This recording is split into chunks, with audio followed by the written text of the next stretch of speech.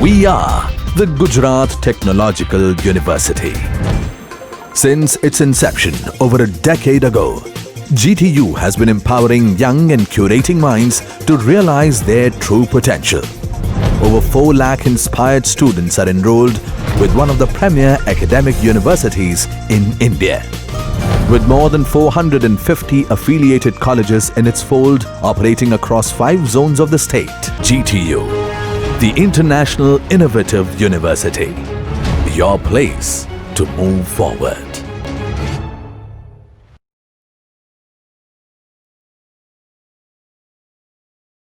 Students, so today we will learn the topic name inode, which is under the file system Unix. So first of all, what is an inode in Linux?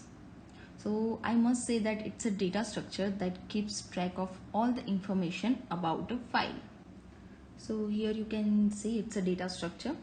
Second one is you store your information in a file and the operating system stores information about a file in an inode, sometimes called as an inode number also.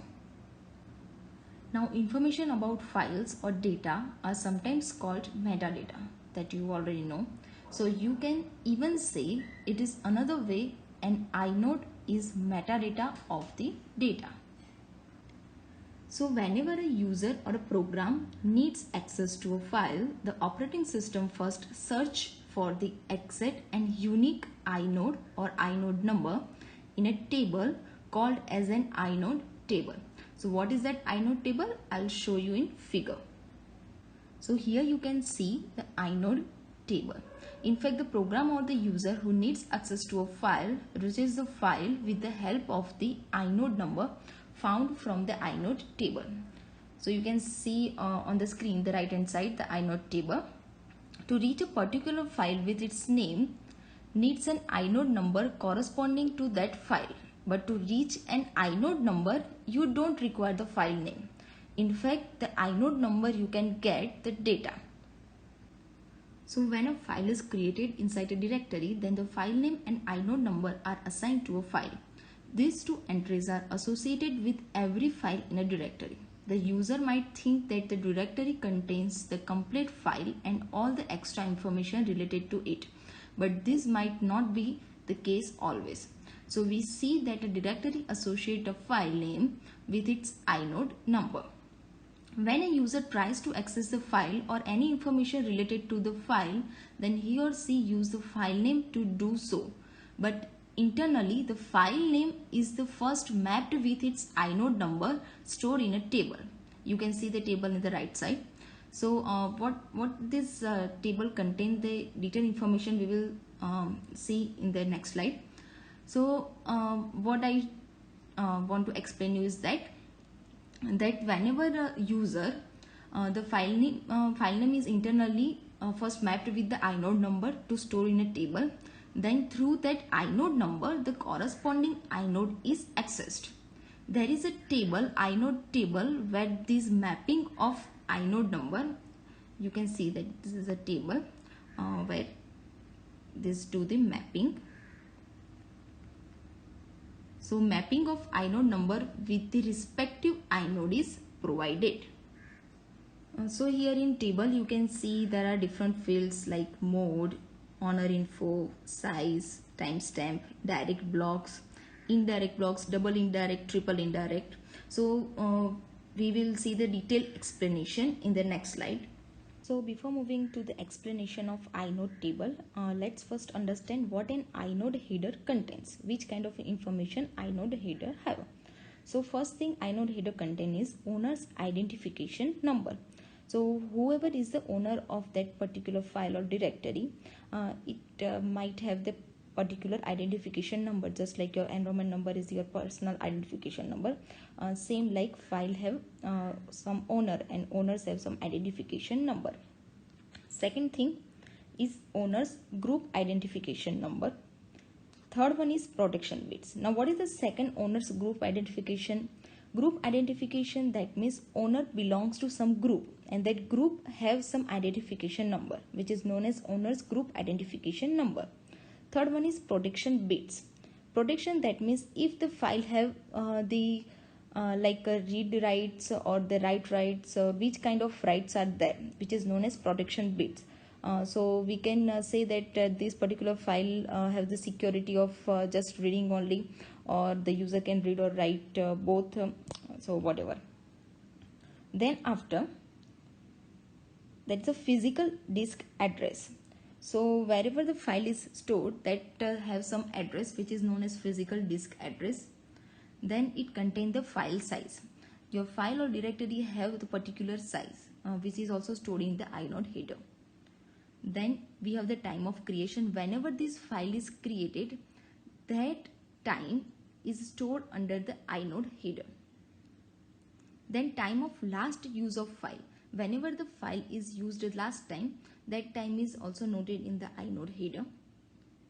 Then after time of last modification to file, if someone has do any changes in that particular file, then also it is stored in the inode header. Then after number of links to the file. So if file may have contained some links to another file or another directory or another page, just like you provide some whenever you want to make some document, or you provide some links in your document or web page or whatever. So that kind of links are also available in file also. So number of links to the file are stored in inode header, that how many number of links are there.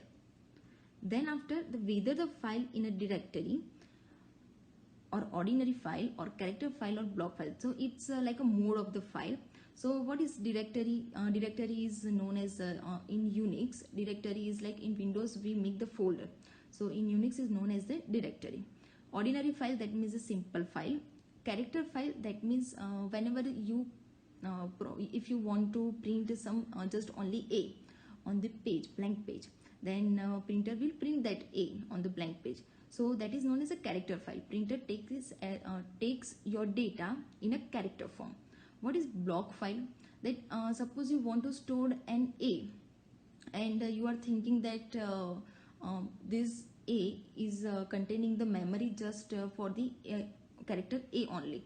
Then it's not true. If it's a block file, then it will contain or hold the whole block of memory, even though you have written the A or the whole sentence. So this kind of file is known as the block file. So now we will see that how this inode header looks, or how this table diagram is drawn. So our inode is known as index node. So here I am going to draw inode structure. So inode header contains so many blocks. Now here I am giving the number 0 to 12. Okay. So inode structure have three kind of blocks are there. One is direct block, another one is indirect. And indirect we have single indirect, double indirect, and triple indirect. So let's see that how these blocks can be defined. So here these are the direct blocks. These are the direct blocks. Now I'm showing you the indirect. Indirect, we have three kind of indirect blocks. First one is single indirect. So what is single indirect? That single indirect